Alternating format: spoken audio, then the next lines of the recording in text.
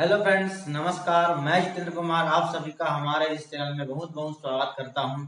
यदि आपने हमारा चैनल सब्सक्राइब नहीं किया है तो इसे सब्सक्राइब जरूर करें।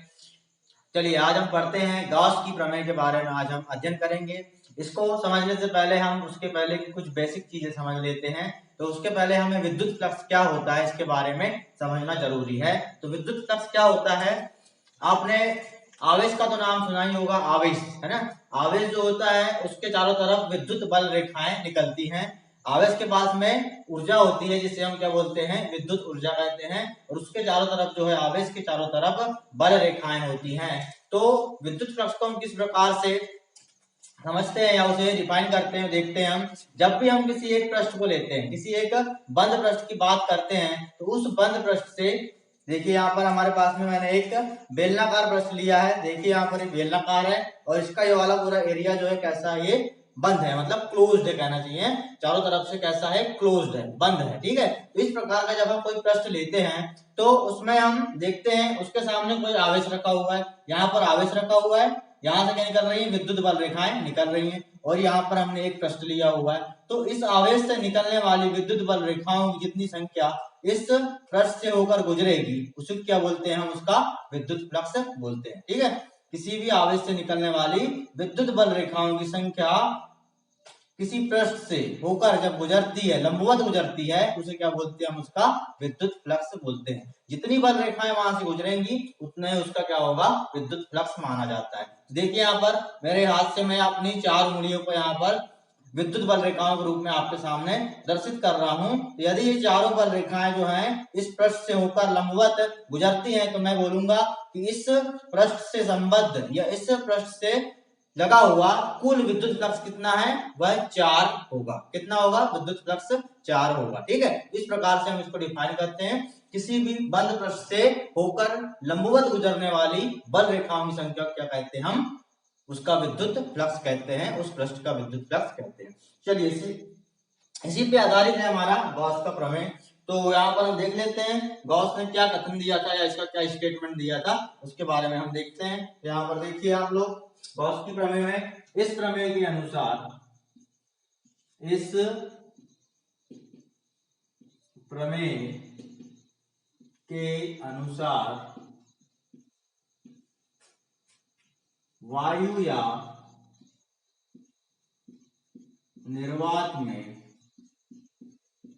इस प्रमेय के अनुसार वायु या निर्वात में बंद पृष्ठ से होकर, बंद पृष्ठ से होकर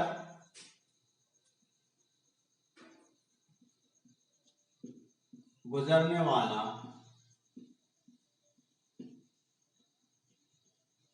कुल विद्युत फ्लक्स, कुल विद्युत फ्लक्स अंदर उपस्थित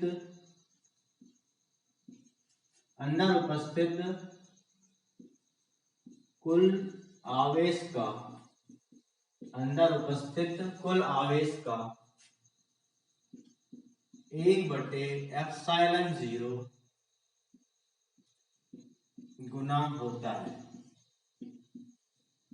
1/ε0 गुना होता है। इस प्रकार से हम इसका कथन को लिखते हैं। किसी भी वायु निर्वात में किसी भी बंद पृष्ठ से होकर गुजरने वाला कुल विद्युत फ्लक्स जो है उसके अंदर उपस्थित कुल आवेश का 1/ε0 गुना होता है। ठीक है, ये है गॉस की प्रमेय का कथन, जैसे को हम स्टेटमेंट बोलते हैं। यहाँ पर देखिए, इसको हम गणितीय रूप में कैसे लिख सकते हैं, अर्थात है ना, कुल विद्युत फ्लक्स, कुल विद्युत फ्लक्स को हम क्या लिखते हैं, फाई, और विद्युत है तो ई, फाई ई इक्वल टू क्या हो जाएगा, कुल आवेश क्या हो जाएगा यहाँ पे, Q/ε0। ठीक है, तो ये इसका गणितीय रूप है, गॉस की प्रमेय का गणितीय रूप हो गया। अब इसको हम सिद्ध कैसे करें, इसको सिद्ध करके बताना होता है। इसकी हम सिद्ध करके बताते हैं यहाँ पर आपको किस प्रकार से हम इसको सिद्ध करते हैं। यहाँ पर देखिए इसकी उत्पत्ति लिखता हूं मैं। उपपत्ति। तो उपपत्ति में क्या करते हैं हम, एक गोला, बेलन या किसी भी आकार का हम पृष्ठ ले सकते हैं। ठीक है, जरूरी नहीं कि हम गोला ही ले या बेलन ही ले या फिर और कोई पृष्ठ ले, किसी भी आकार का हम कोई पृष्ठ ले सकते हैं। ठीक है, परंतु हम यहाँ सुविधा की दृष्टि से हम क्या करते हैं, यहाँ पर एक गोले को लेते हैं। तो हमारा जो पृष्ठ है वो कैसा है, गोलाकार है। हमारा पृष्ठ कैसा है, गोलाकार है। गोले का एक केंद्र होगा, गोले का एक केंद्र होगा, इसको हम O से प्रदर्शित करते हैं। और गोले की क्या होगी, त्रिज्या होगी। गोले का केंद्र और गोले की त्रिज्या, गोले की त्रिज्या जो है उसको हम R मानते हैं, स्मॉल r से बताते हैं। ठीक है, गोले की त्रिज्या स्मॉल r हो गई, गोले का केंद्र O हो गया, और इसी केंद्र पर क्या रखा है, एक आवेश रखा है। क्या रखा है, इसी केंद्र पर विद्युत आवेश रखा हुआ है। इस आवेश के कारण हमें इसके एक पृष्ठ पर, है ना, गोले के पृष्ठ पर हमें क्या निकालना है, विद्युत फ्लक्स। इस गोले के पृष्ठ पर कितना विद्युत फ्लक्स उत्पन्न होगा उसके बारे में हम जानकारी लेते हैं। ठीक है, तो यहाँ पर हमने एक छोटा सा क्षेत्र लिया है जिसको हम ds से प्रदर्शित करते हैं। ये पूरे गोले के पृष्ठ में हम निकालेंगे, परंतु यहाँ पर हमने एक छोटा सा क्षेत्र लिया है ना, इससे किसी भी चीज की गणना करने में सरलता होती है छोटे क्षेत्र को लेने पर। तो ये ds हमने देखिए यहाँ पर छोटा सा क्षेत्र लिया है, इसको हमने ds से प्रदर्शित किया है, और इस क्षेत्र की जो दिशा है इधर है और विद्युत क्षेत्र की दिशा भी इधर ही है। ठीक है, इस प्रकार से हम यहाँ पर इसको E लिख देते हैं, विद्युत क्षेत्र की दिशा और पृष्ठ की दिशा। अब यहाँ पर देखिए आप लोग, तो हमने क्या किया है, एक गोलाकार पृष्ठ लिया है, गोले के पृष्ठ को हम कैपिटल S से बता देते हैं। गोलाकार पृष्ठ के अंदर एक आवेश रखा हुआ है, इसके केंद्र पर Q प्लस आवेश धनावेश है, और इससे R दूरी पर गोलीय पृष्ठ पे एक हमने छोटा सा अवयव लिया है जिसका क्षेत्रफल ds है। ठीक है, और इस आवेश के कारण इस क्षेत्र में किस प्रकार से विद्युत क्षेत्र और विद्युत फ्लक्स उत्पन्न होता है उसके बारे में हम गणना करेंगे। तो यहाँ पर लिख लेते हैं, इसके बारे में थोड़ा डिस्क्रिप्शन, है ना, थोड़ा वर्णन कर लेते हैं हम।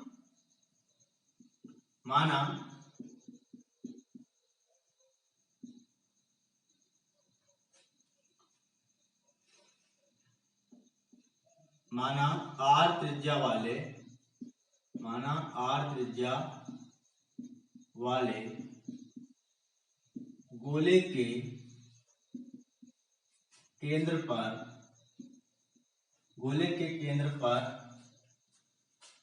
धन Q आवेश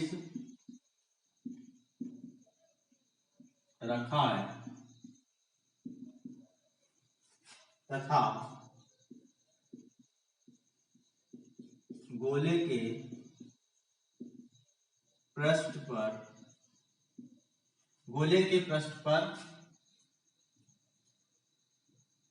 क्षेत्रफल अवयव, गोले के पृष्ठ पर क्षेत्रफल अवयव ds है, तब कूलाम का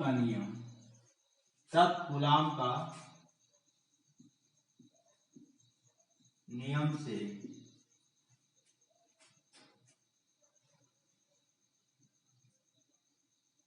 कूलाम के नियम से धन Q आवेश के कारण बिंदु P पर, यहाँ पर इसको बिंदु P दे देते हैं। ठीक है, अच्छा तो समझने की दृष्टि से बिंदु P पर विद्युत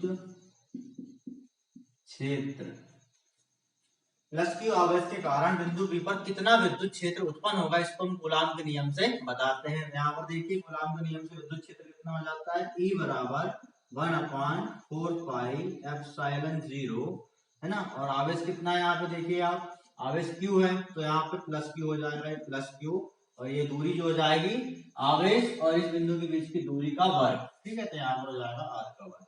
कूलाम का नियम आपने पढ़ा होगा। कूलाम का नियम से जब हम विद्युत क्षेत्र की तीव्रता निकालते हैं उसका फार्मूला डायरेक्ट आता है, यदि दो बिंदुओं के बीच की दूरी जो है R है और उनमें दो आवेश रखे हुए हैं, एक में धन q आवेश और एक में यहाँ पे एकांक आवेश है, मान लेते हैं हम। दोनों आवेश का गुणनफल है ना, और उसके बीच की दूरी के वर्ग के समानुपाती होता है। तो हमने पढ़ा था। तो यहाँ पर देखिए हमारे पास जो एक आवेश है वो कैसा हो गया, एक आवेश वो 1 हो गया, ठीक है, एकांक मान लिया हमने, और एक आवेश जो है q है, प्लस q है। इसको हम लेते हैं विद्युत क्षेत्र बराबर हो जाएगा plus q upon 4 pi epsilon 0 r square. इसकी दिशा कहाँ होगी, ओपी की दिशा में, ओपी की दिशा में, ठीक है, ओपी की दिशा।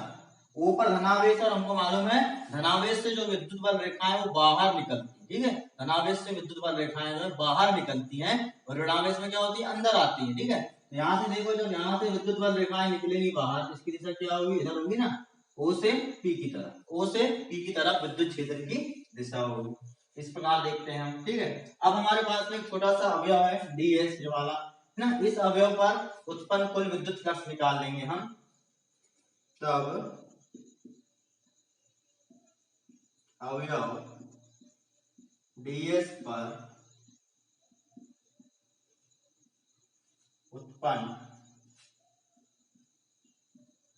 अवयव ds से संबद्ध, ऐसा लिखते हैं, ठीक है ना, से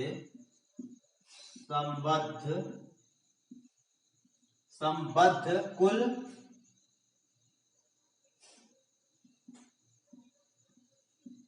विद्युत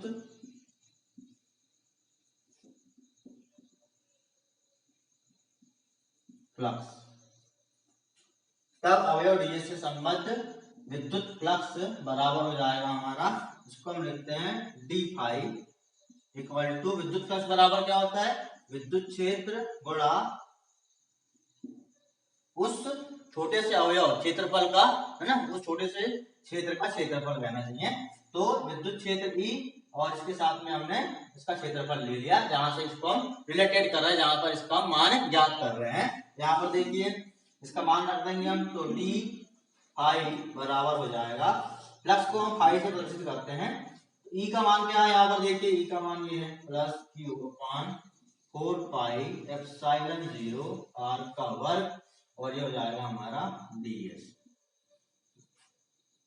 ठीक है। अब हम देखते हैं, यहाँ पर हमने एक छोटा सा भाग लिया था इस गोले का, जहां पे हमने क्या निकाला, विद्युत फ्लक्स, है ना, वहां पर निकाला। अब यदि हमको संपूर्ण गोले के लिए विद्युत फ्लक्स निकालना होगा तो क्या करेंगे, हम इसके सभी भागों को जोड़ देंगे, है ना, इसके जो सभी छोटे छोटे भाग हैं उनको क्या कर देते हैं, हम जोड़ देते हैं। और इनको जोड़ने के लिए हम क्या करेंगे, इनको जोड़ने के लिए क्या करेंगे, हम समाकलन का उपयोग करेंगे। समाकलन का क्यों उपयोग इसलिए करेंगे क्योंकि ये क्षेत्रफल एक सतत राशि है। कैसी है ये, सतत मतलब कंटिन्यू रूप से चलने वाली राशि है। तो कंटिन्यू राशियों को, कंटिन्यू चीजों को सतत रूप से जो राशियां होती हैं, क्षेत्रफल वगैरह, आयतन वगैरह, उनको जोड़ने के लिए इसका उपयोग करते हैं, हम समाकलन का उपयोग करते हैं, ठीक है, ना कि समेशन का, ठीक है। समेशन का उपयोग इसलिए किया जाता है, विविक्त मतलब संख्याएं वगैरह जोड़ने के लिए हम समेशन का उपयोग करते हैं। तो सतत राशियों को जोड़ने के लिए हम क्या करते हैं, समाकलन का, उससे सब क्या हो जाते हैं, आपस में जुड़ जाते हैं। इन सभी छोटे छोटे अवयवों को जोड़ने के लिए क्या करेंगे, हम समाकलन का उपयोग कर देंगे, मतलब इस समीकरण का समाकलन कर देंगे, ठीक है। तो यहाँ पर हम लिखते हैं संपूर्ण गोले के पृष्ठ के लिए, संपूर्ण गोले के पृष्ठ के लिए क्या हो जाएगा, इस दोनों पक्षों का समाकलन करने पर, है ना, के लिए दोनों पक्षों का समाकलन करने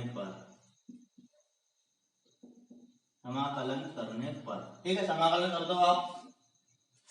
यहां पर क्या हो जाएगा, ये समाकलन d फाई बराबर समाकलन q upon 4 pi epsilon 0 r का वर्ग गुणा ds, ठीक है। दोनों पक्षों क्या कर दिए हमने, समाकलन कर दिए। अब यहाँ पर देखते हैं, जब हम छोटे छोटे मतलब विद्युत फ्लक्स को जोड़ेंगे तो हमको क्या मिलेगा, बड़ा विद्युत फ्लक्स, पूरे गोले का विद्युत फ्लक्स मिलेगा। यहाँ पर d5 का लिख सकते हैं हम, इसका समाकलन करने के बाद में फाई लिख सकते हैं, ठीक है। और ये विद्युत फ्लक्स है इसको ई लिख सकते हैं, भाई ई।